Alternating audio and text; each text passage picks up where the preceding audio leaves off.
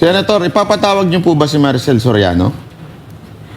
Yes, at nagkuha na siya, sumagot na siya nag-reply na siya sa aming invitation at nag-confirm siya na she will attend in the next hearing.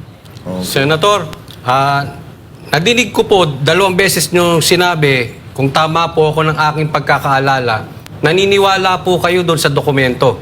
At kung naniniwala po kayo doon sa dokumento, ibig sabihin, naniniwala kayo na talagang re-raidin si BBM at si Maricel at kung sino-sino pa noong panahon ng 2012. Tama po ba?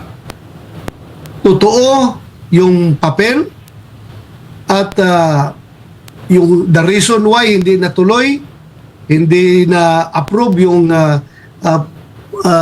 pre-ops na yan, ay malalaman natin ngayon kung may imbitahan natin si former Executive Secretary Paquito Ochoa kung anong rason, bakit niya, kung totoo ba na siya ang humadlang sa pagkandak ng operation na yan. Malalaman natin. Basta ako tanungin mo, as to the authenticity nung papel na yan, ay 100% convinced ako na totoo yung papel na yan. Po, no, dadalo na po, kumpirmado. Dadalo na po si Maricel Soriano. Ang tanong po natin, hindi po si Maricel, meron na po bang ibang senador na dadalo, no, dito po sa hearing ni Senator Bato tungkol po dito sa PIDEA leaks. Ano pa ba?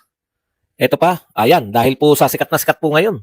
Sikat na sikat po ngayon si Senator Bato, no? Trending po dahil po dito sa kanya pong anong tawag diyan? Sa kanya pong PIDEA leaks. Pero sana po may makasama naman siya, no? At dahil po diyan, panay po paninira ngayon. Iba't iba po ang naninira, mga kakampi po ng yung mga pro-admin na vloggers ay kanya-kanya pong paninira dito po kay Bato at kay Morales. Yan po mapag-uusapan natin, pero bago yan, kung bago ka pa lang dito sa ating channel, mag-subscribe ka na dahil ito lang ang tayong channel na may kinikilingan, may pinapanigan, una sa balita, uli sa impormasyon, kaya ano pang hinihintay nyo? Pindot na, okay. Nakakasama po ng loob na, ito po may mga pro-Duterte na mga vloggers, dati pong dati pong congressman, no, si Ging Paras, naglalabas po ng hinanakit, no, nasa na raw yung mga tao na natulungan ni Pangulong Duterte, no? Yung mga politiko na ngayon po ay nanunungkulan. Alam ko may mga pinariringgan dito si Ging Paras, no? Ang ating pong dating congressman at siya po ay political advisor ng ating Pangulong Duterte. Nasa na raw po yung mga tao na natulungan ni Pangulong Duterte nung siya ay nasa kapangyarihan. Bakit po si Pangulong si Senator Bato de la Rosa bakit po si Senator Bato de la Rosa na lang? Si Senator Bongo, hindi po natin masisi kasi magkasabay, hindi po ba? Sabay po yung kanyang hearing, tsaka yung hearing ni Senator Bato. Sana naman po ay makita po natin, lalo na po, napakarami pong grandstanding, no? Yung matatapang. Hindi po ba noon may mga nag-grandstanding at nag-walk out pa dyan kay Senator Bato? Bakit po, kung kailan sa bagay, alam na alam po kasi natin na yung PIDEA leaks, ang pag-uusapan po doon yung pangalan po ng kasalukuyang Pangulo, no? Kaya nawawala po yung tapang. Ganun lang naman po yun. Yung mga tapang-tapangan po sa ating Senado, no? Yung mga nagmamatapang po. Nakala mo ay walang kinatatakutan. Pagdating po pala sa PIDEA leaks, ay nabubusalan itong mga senador na to, no? Hindi naman po hindi naman po natin sinasabi na hindi kaya ni Senator Bato. Senador po kayo. Wala po bang miyembro ng committee? Si Senator Bato, imposible naman. No? Imposible naman po na mag-isa lang po siyang miyembro ng committee. Ang alam ko mag-isa pa lang na miyembro, hindi, si Senator Lito Lapid nga eh. Meron ng miyembro ng Committee de Silencio eh, di ba? Yan pa. Alam natin pag yung mga hindi po involved yung PIDEA leaks, ay napakarami pong nagmamarunong diyan sa committee ni Bato. Bakit po nawala po kayo lahat? May mga pinaringgan siya si Ging Paras, mabait po sa atin yan si Senator Ging Paras Aheste.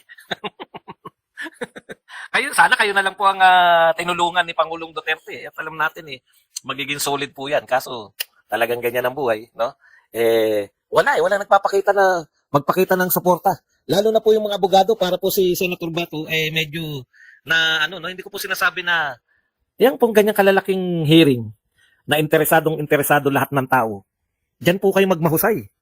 No? Diyan po kinakailangan yung grandstanding nyo. Sa bagay, yung isang grandstanding, mabuti na rin. Nawala dyan, baka.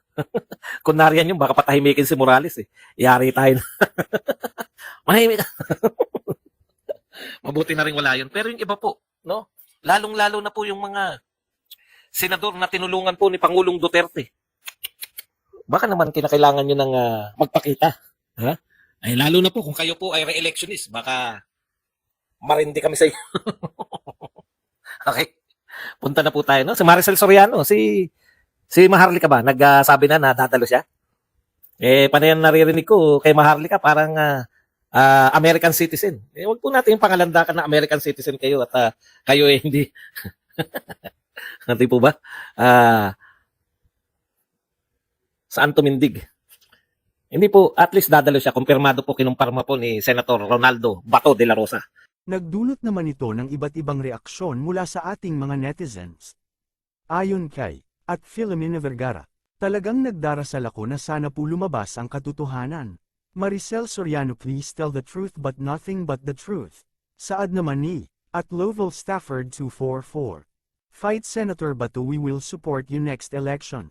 Komento naman ni @SMPJCP. Obvious naman na ede-deny naman ni Maricel yan. Just like PDEA.